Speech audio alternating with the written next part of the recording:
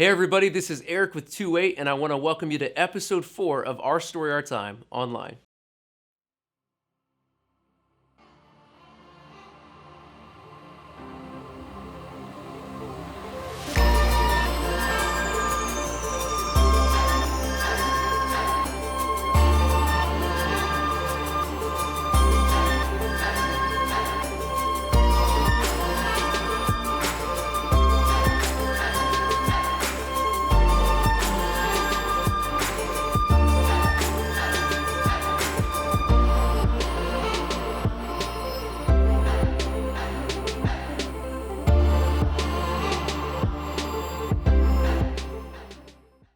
Each week, we're going to be taking you behind the scenes and sharing stories of life change and hope that are happening all over the state of Indiana.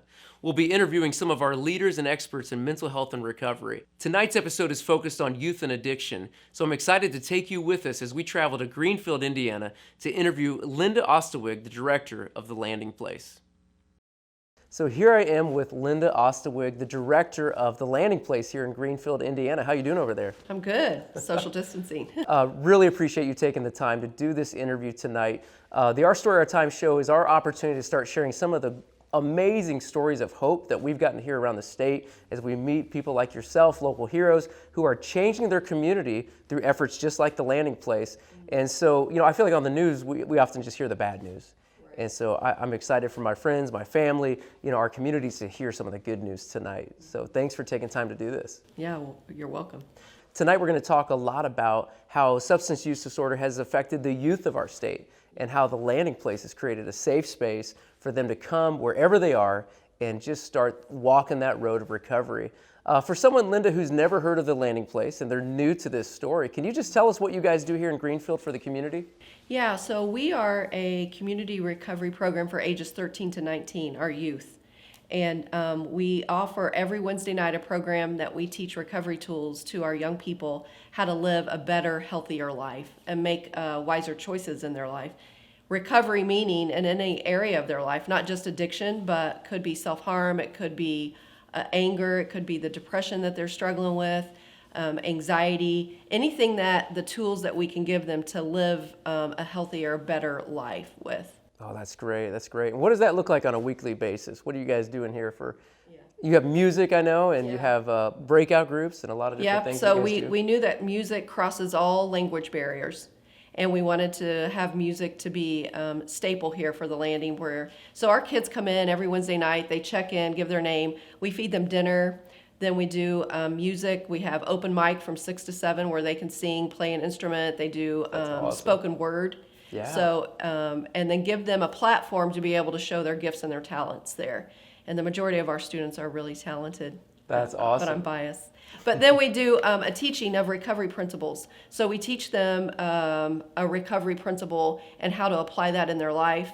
We break off into small groups, and then that's where the rubber meets the road in those small groups, and those young people get to share what's going on in their life. And they have 2 leaders in that group where they kind of are their mentor, and that's who they contact through the week. It's just not a Wednesday night program. We offer Wednesday night, but we are talking to those students throughout the week, all week long, sometimes late at night, sometimes early in the morning. Just whatever that need is, we want to be that felt need for them as well. Offer food, clothing, toiletries, whatever they need, we want to be able to support that need. Wow, that's great. Yeah. All right, so one of my favorite questions to ask is, how did you end up doing this? I've seen the sacrifice and the dedication that you and your family have put into this effort. Where did that come from? What is your story? Yeah, well, I'm from a family of 7, and my father was an alcoholic. So, but my dad was a functioning alcoholic. So, and he and I had a very close relationship. I didn't know that all men didn't drink like that every day. But what it did do is showed each of us 7 children responded to that dysfunction differently. He and I were very close, and I felt like, or I knew that I was the one that could be the very calming piece to him if things got erratic. I also used to go and pick him up sometimes late at night, or when he would go missing for a weekend. It taught me very early how to worry how to have fear of death and what that looked like, and then tried to be a fixer. So with that background, and not really knowing what recovery really was, for our home, what that looked like. But really what spurred me on to do the landing and to my life in recovery is because my daughter started struggling at the age of 18, 17. Mm-hmm. And so that really kind of took me to my knees. And I found myself working my own recovery program at Celebrate Recovery. And I began to be a leader at Celebrate after doing my own recovery process, learning what I look like in codependency and fear, mm-hmm. and realizing that not all men drink, and that it's not quite normal. But I also learned a lot about the disease of addiction when my daughter stepped into that. And I started doing my own recovery, became a leader at Celebrate Recovery, and then started seeing all of the young people that struggled. And that's where really, and my story is where God called me to serve.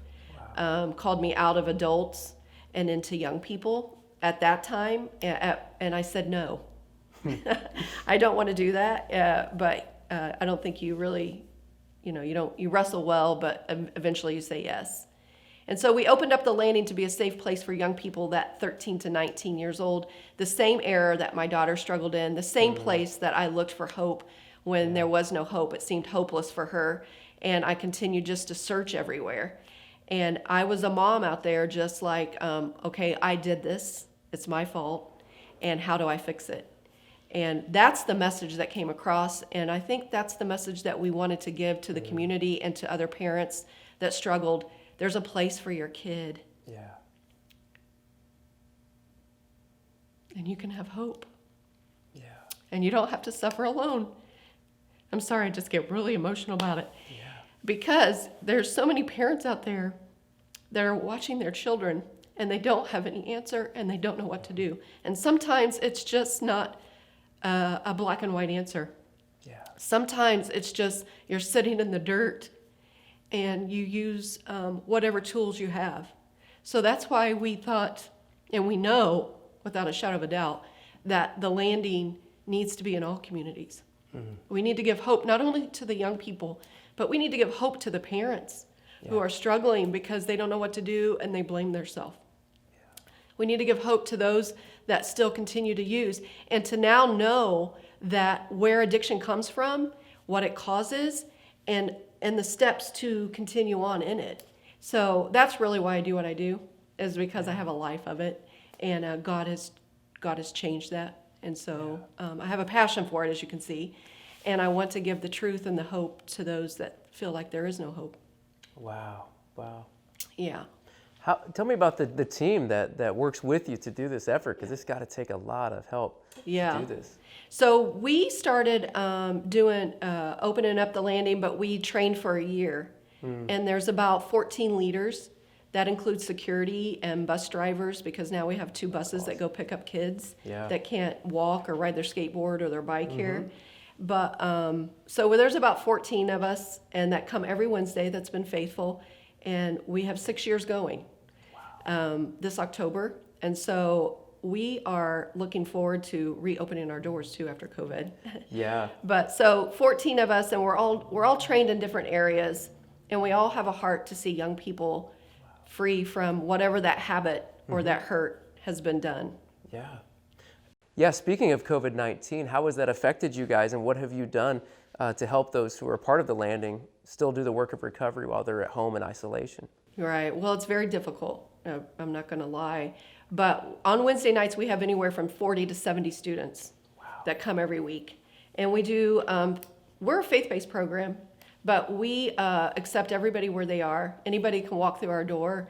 And we know what a higher power is in recovery, and so we share our strength, hope, and experience through our higher power, but they get to choose if they want that higher power. So we do music, the 3 songs of worship, and they can be included in that or not. But when COVID hit, we had to close our doors. And so this is kind of our young people is their safe home. Mm-hmm. It's where their community is. It's here where they're able to share and come together and eat and not only learn, but just just be safe. And we went to Zoom meetings. They're not, as great as, the kids aren't jumping on those as much as adults do in the recovery field, because I work both with adults.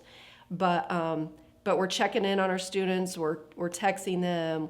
We're Facebook messaging them. But it's been the hardest thing is because our doors close and they text us, when are you going to be open? When are the doors going to be open? And now they're just in their environment living, whatever that environment was that they were coming from to come. Now they're just there. And I think that weighs heavy on us, or for me anyway. I think about it a lot. But we're going to be open soon. I can't wait. I love your heart, and I know that you probably have kids calling you at all hours of the night. We do. Any day of the week. Yes. Because, recovery can't take a day off, because addiction doesn't take a day off. No, it doesn't. I don't think people realize the kind of sacrifice that someone who does this line of work steps into. It's your life. Yeah, it is. You've laid your You're life living down and for breathing it. And it's 24/7. And, like you said, recovery doesn't stop at 5 o'clock. That's right. So some of our kids, we can be on the phone, to them way up in the morning hours. Wow. If they're needing us, that's just what we do. Yeah. And it's important for us to be there for them. And for the schools to know that, hey, we have a, recovery program here, and your kids, our students, our young people, 18 to 25, 13 to 19, they're suffering. Not just since the COVID had, but all prior to that. Like when I was young, living in that home, I had no idea what recovery was, and I was just silent. I didn't want to tell friends that, but at the same time, I was very close to my father. And so I didn't want to talk bad about him. Right. But at the same time, I needed some kind of guidance. Yeah. Of like, oh, this is what's going on. Yeah. And this is where you need. So once a month, we also have a recovery coin ceremony. Oh, so great. they recognize their sobriety date every month. Yeah. And take coins to that. Yeah. Yeah. So that's great. How has the community come around this effort? Oh my gosh, really, our community has been fabulous. I hear great things about Greenfield and how it is coming together to really take care of this problem. Greenfield, Hancock County, we really are a recovery county. 5 years ago when we started, right before we started the landing, a group of us prayed that Hancock County would be a recovery county, and it really is a recovery county. So they care about people, they care about their recovery, they want to be able to offer programs to young and old, and that's what they're doing. And they've come behind the landing. I mean, a lot of people would just say, well, not here in our backyard, that isn't happening. Right. Or they're just young, they're troublemakers, and like I said, they're not bad kids, they're not troublemakers, they're just kids that are hurting, and they just need a place too. Yeah. And that's why we do what we do. That's awesome. Yeah. Tell me, what would you say to other communities that are maybe thinking about starting a landing or some kind of a recovery effort for their youth? Any advice you would give? Oh my gosh, first of all, I would say get on your knees and begin to start praying about that, where your young people are struggling, go into your schools, and then start gathering your team. Because you have to have a team. This isn't a one-man show. Like, although I'm the director, there's a whole list of things that go on behind me, and I'm just one person of a big entity. But you have to have a strong team, and they have to be a faithful team, and they have to have a heart for young people. So that would be the first two things I would say. Get on your knees and then get your team together. That's great. And then find a location that's centrally located that where your young people would be able to get to, because not all parents can drive them there. Yeah. And so that's why we choose downtown Greenfield. It's in with walking distance to a lot of our places. And then as we grew, we got a bus. And so we can go to different schools and pick them up, Eastern Hancock. Great. Yeah, absolutely. Yeah. What is maybe some differences when it comes to, helping youth with their recovery versus adults? Because you've had a lot of experience with both. Right. Well, because the landing, we want to be a recovery center for all ages. But I would say the biggest difference is that the youth, some of them are experimenting, and it's not yet full grown into an addiction. Right. But the other part is that that the youth, the young people, they have no filter of fear.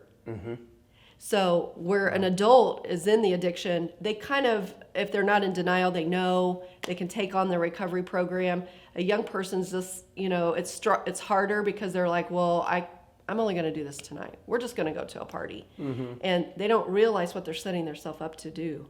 And the longevity that they will suffer because of it. Yeah. So I think that's the hardest part, is getting the young people to really recognize you're treading water here, and it's not going to be good if you continue down that path. Yeah.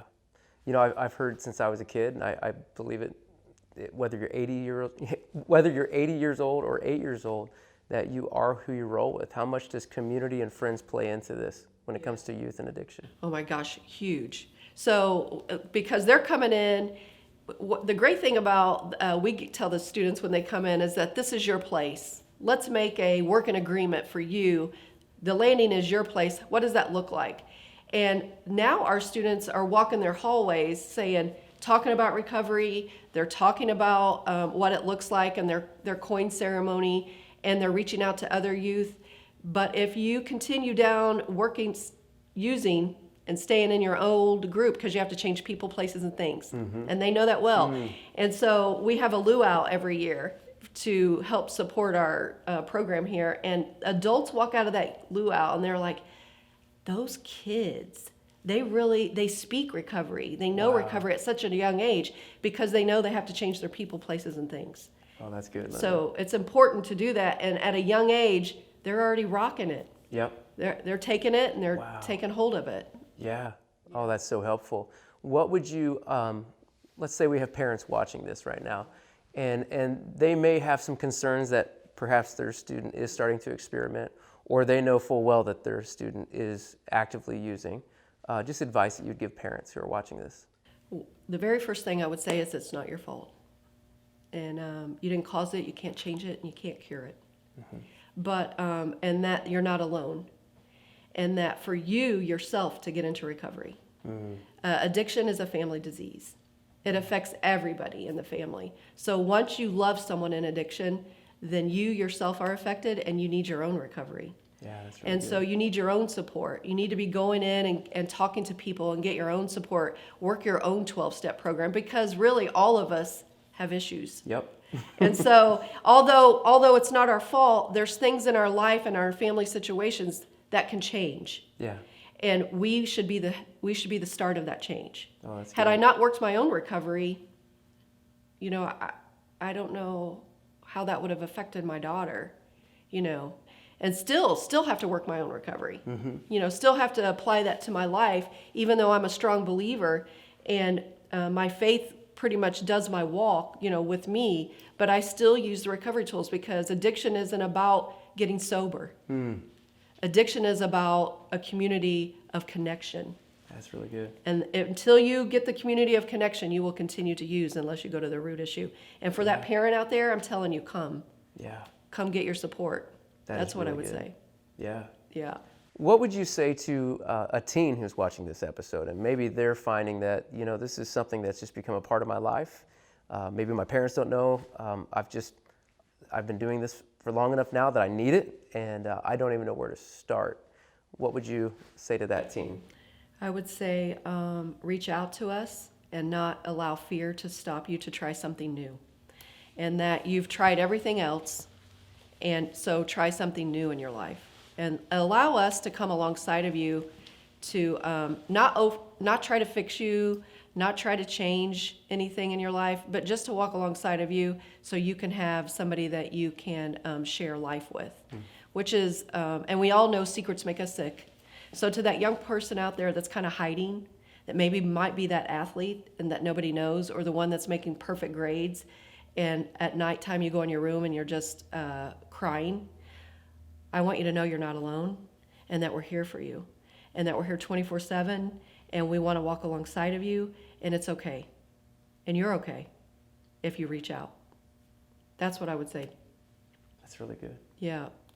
Well, what do you say we bring Kara in for the next part of this conversation? Yeah, I think that would be cool. Yeah. So, Kara, thanks for joining us for this part of the interview. Do you mind telling us some of your side of the story? What was it like, coming out of addiction and stepping in to help your mom with a recovery place like this? Well, I got sober in 2012 for the first time. When I got sober, it was very strange because I wasn't planning to be sober. I had shown up at a pastor's house. He prayed over me. I was like 17 days drunk. And after the prayer, I came to and was totally sober. Wow. So it was very, we don't have really time to go into that, Yeah. So, but I stayed sober off of that prayer for 3.5 years. And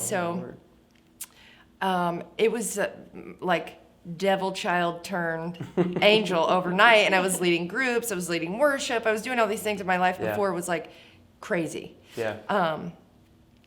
I loved it. It really gave me a foundation. I didn't necessarily believe in God before. I did a little, but I was like, really, what is God? Who is God? What does that look like for me, Yeah. Then I relapsed in 2016. I stayed on and off a relapse for a year. Got sober again in August of 17. I'm 2 years and like 8 months clean now. That's great. Congratulations. So I work here at the Landing.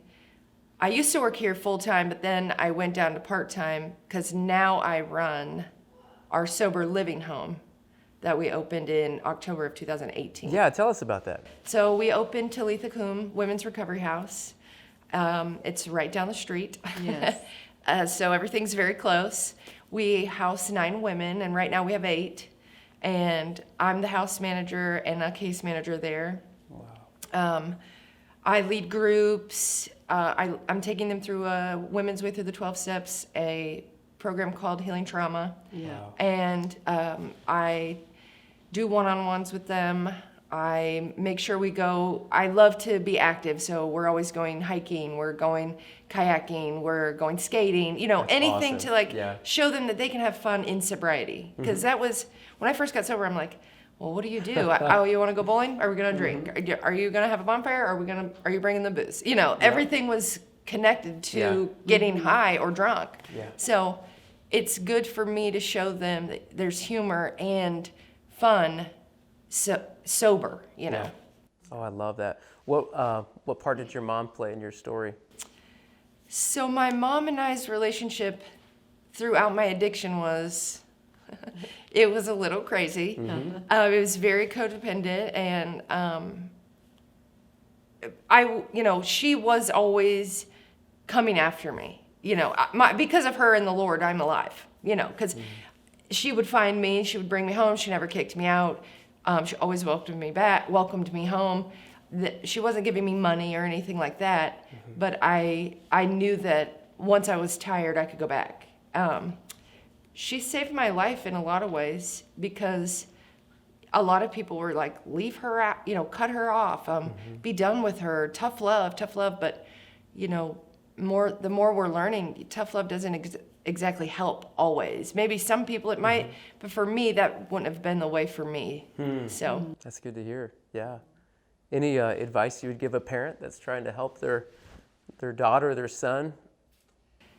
So what I think my mom did really well was kept the separation of the addict and Kara. So me today is very different than Kara in active addiction. Yeah. So she did really well at remembering who I was, instead of that being who I was. Yeah. She knew it was just a symptom of the pain I was in. Yeah. And I think that it's hard to do that in the midst of it because it's so painful for the parent or the person doing the searching and the loving of the addict.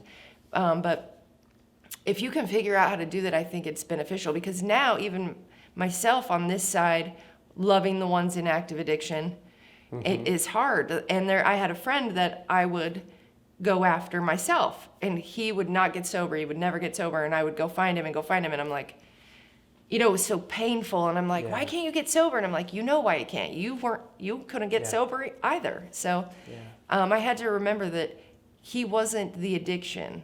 It was just the pain, and I had to remember to see him the way that I knew him before. Because if you can't, then you won't be able to love them right. So. Wow, that's really insightful. Wow, and I know that there's going to be members of the faith community that are watching the show, so thank you, first of all, for just being so outspoken about your experience and just saying it as it is. You know, we're not going to change any of these stories. This is your story. What I think is interesting about it is that you were able to live off of, you know, the faith and the spiritual buzz and the good, you know, pick up your bootstraps for 3 years, but then the relapse happened. What would you say maybe to the faith community who think, well, you should just be able to pray this away? It's a moral choice, right? To not drink and use drugs. So I think what happened that day, it was in October of 2012, was I think that the chains and the bondage and the oppression of the addiction was removed. The obsession. The addiction wasn't taken from me. My brain is still that of an addict. Yeah. So if I'm not surrounding myself with community, doing the 12 steps, doing service work is really what keeps me sober. And interacting and helping others, because if I can't keep what I don't give away. So you cannot pray it away. You know, a lot of people were like, why can't what happened to you happen to me? And I would feel guilty a little, and I would say, you know, I have no idea, because I didn't really have any withdrawal that time, and I didn't have any kind of, it was just like all of a sudden I was sober and life was different. And that's how it happened, wasn't awesome. it? It was. Yeah. It was quite bizarre. crazy. I mean, I went home that day and looked in the mirror and opened my eyes in the bathroom, and I was like, oh my gosh, I'm looking at myself for the first time. It felt like I'm 27 years old, and it was like are these my hands? So I think it's really just ignorant to think that you can pray it away. That's just the bottom line. You can't. And if you're an addict, your brain is made differently. When I relapsed, that was proven. I thought that I had gotten to a place where I could socially drink because I was healed. And the reality is maybe I had healed from a lot of things that I used to drink for, but I still didn't have the ability to stop. Right. And so the difference between someone who, like my mom, she doesn't drink, but she can have a glass of wine if she wanted to and stop. I can have a glass of wine if I want to too, because I'm grown, but I can't stop. So that's where the addiction is very different than, you know, a normal person who wants to have some drinks every now and then. And I think too, like Kara said, is that the disease, it doesn't matter if you have faith. No. I mean, it's not a moral issue anymore, which is the longest time as a parent you struggle with. And I'm sure, and she struggled with, I think as well sometimes. But once you realize that your faith, I mean, that's a big part of her story and her recovery even today. But once you realize that you're dealing with a disease and you have to be able to work with that disease to be able to be well. You know. Yeah, I have to constantly be doing stuff. Like I still see a therapist. I see a trauma therapist.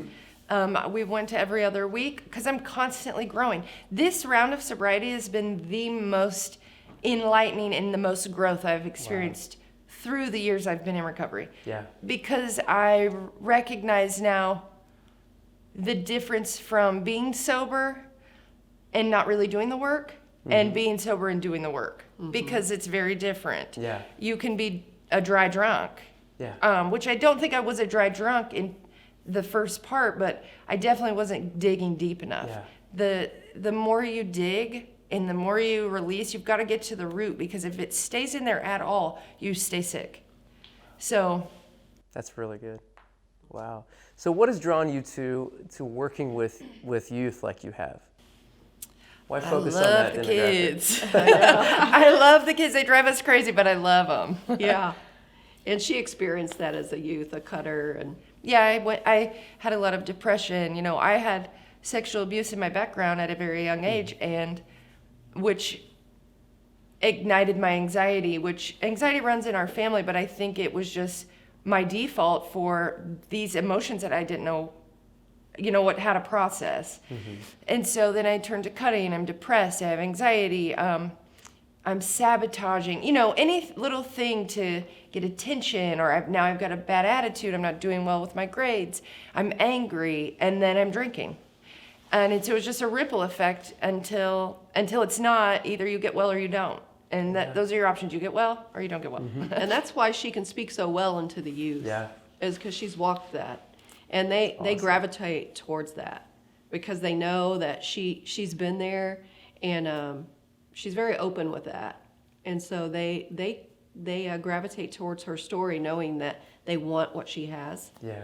And she loves them unconditionally. That's awesome. Yeah. Well, one of the things we love to do in the show is, as musicians, we love music. We wanted to see music coming out of the recovery community and music written for the recovery community. And with your story, I love that you're one of our music guests tonight. So we're going to start transitioning into that phase here. But how did music play a part in your recovery? So music is definitely like the backbone of me outside of my faith, and I love it. I think about it all the time. And when I got sober, I was really nervous. I was afraid I wouldn't be able to sing anywhere because you play in bars, you're around drinking all the time, and it actually was like a gateway to open up conversation for, hey, can I buy you a drink? And I'm like, I don't drink. Oh, really? Why? And then boom, and they're like, I should really try to cut back on drinking too. I'm like, I bet you should as you throw it back, And so, and that's just, but it brought me in contact with a ton of people when they find out I don't drink, But it's definitely my source of relief. If I can't sleep, I'm playing guitar. If I, because I'm a feeler to the max. So every little thing is like, oh, that could be a song, or oh, that's, I can kind of bleed that way to get it out. Yeah. And I started playing with Landon about 2014, and off a whim, we just got together. It was a bizarre little interaction, and it's just worked out really well. He doesn't struggle in addiction, but he has family members in addiction. We don't necessarily write for like a recovery world, but it can, music's universal. Yeah. So, and that's the idea of what we want to do with it is you take it and you feel what you need to feel from it. That's awesome. So. Well, I'm looking forward to hearing you guys tonight. Thanks. Here at 2-8, we do music with a mission. So each week you can expect to hear music that is written for and from the recovery community. You got to hear some of Kara's story tonight, and now I'm excited for you to hear some of her music as well. In 2014, she teamed up with Landon Keller to form the indie folk duo Keller and Cole, and we're excited to have them as our music guests tonight, performing some of their original music live from the landing place. Here's Keller and Cole.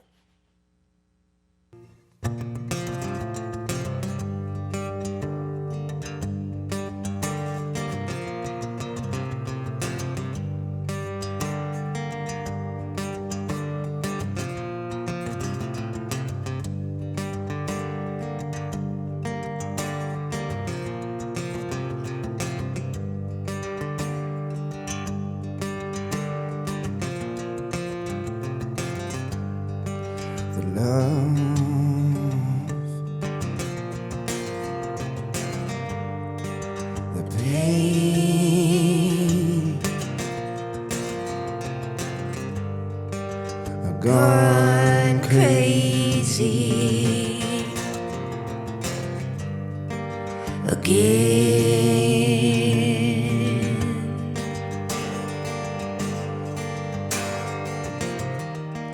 I get lost, oh, and I try to fight.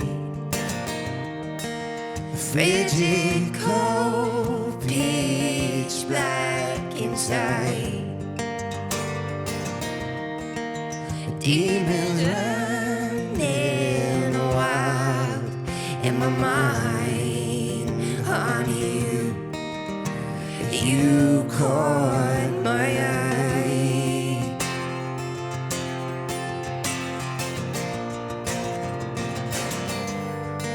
The love,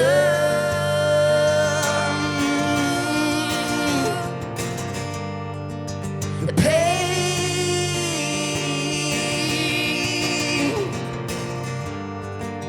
gone crazy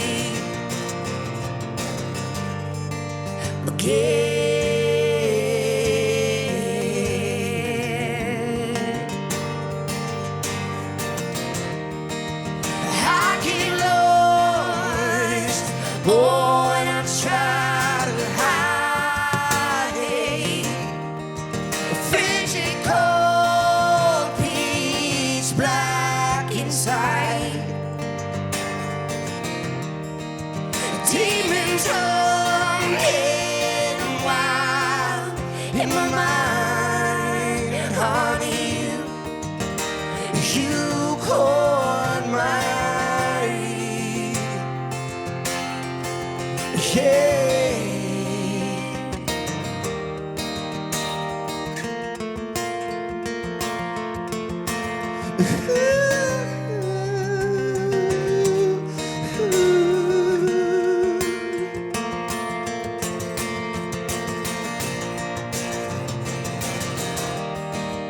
I get lost, boy, and I try to find a tin below another city lights, but I can't recall any time I got it right until you caught my eye, and darling, you caught my eye.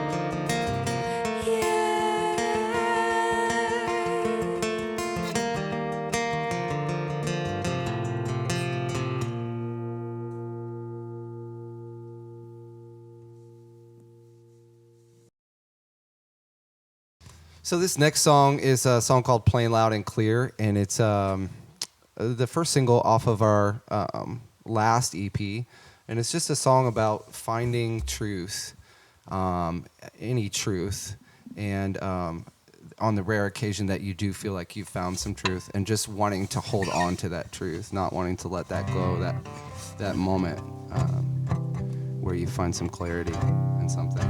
This is a song called Plain Loud and Clear.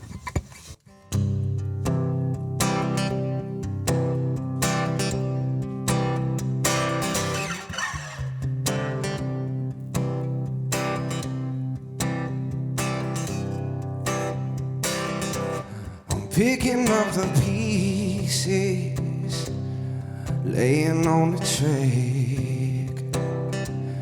Once I felt pieces, never looking back. Now got me on a tight rope, looking at the stars. I'm happy where you are. Ooh, oh. Ooh, oh, hey, I don't want to ever leave here.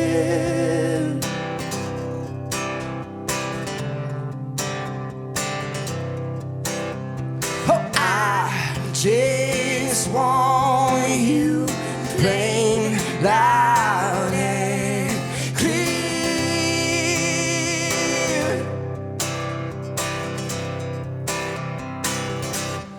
Picking up the pieces, tearing up the set. The world caught fire to pieces. I'd have no regret, and I got me on a tightrope, yeah. Looking at the stars. I'm happy where you are. Ooh, oh, hey, ooh, oh, hey, I don't want to ever leave here.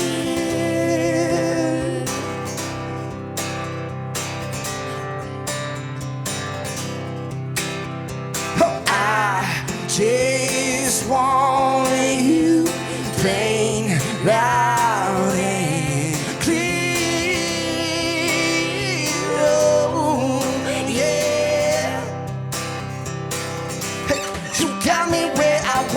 me, yeah. Got me where I want me. Now,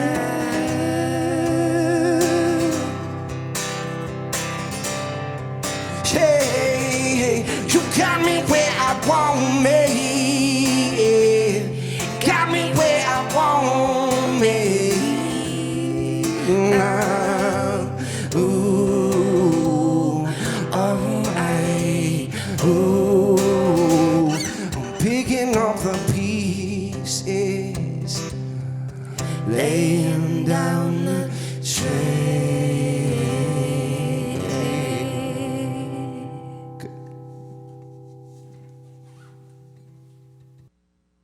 Thank you so much for joining us tonight for another episode of Our Story, Our Time online.